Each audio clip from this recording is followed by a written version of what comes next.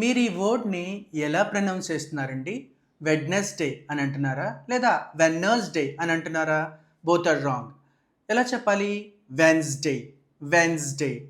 ఇందులో D silent లెటర్‌గా ఉంటుంది. సో, దాన్ని వెన్స్‌డే అని చెప్పాలి. నెక్స్ట్ అండి. ఈ వర్డ్ ఎలా చదువుతున్నారు? Restaurant, restaurant. రెస్టారెంట్. ఎలా చెప్పాలండి?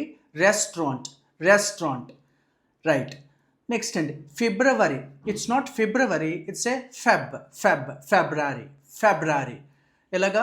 Wednesday, restaurant, February. Next word అండి. విఐడిఈఓ. వీడియో కాదండి, వీడియో, వీడియో. నెక్స్ట్ అండి. Event. It's not event, it's a event. ఎలా చెప్పాలండి? It's a event.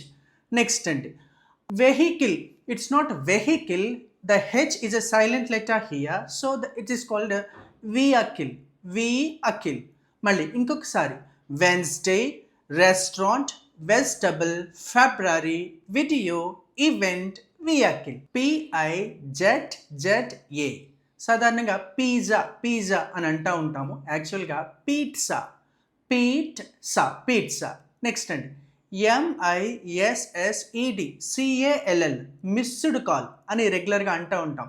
It's not missed call, it's a missed. MIST లాగా చెప్పాలి. Missed call.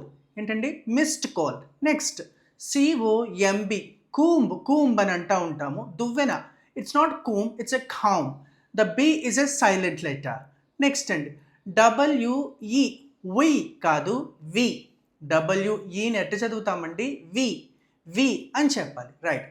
Resume అదేనండి. Job application. Job కోసం apply చేసేటప్పుడు రాసే అప్లికేషన్ ఉంటుంది కదా, దాన్ని సాధారణంగా రెజ్యూమ్ అని అంటూ ఉంటారు. It's not resume, it's a resume. ఎలా చెప్పాలండి? Resume. Thank you so much watching my video here. Follow for more. Thank you.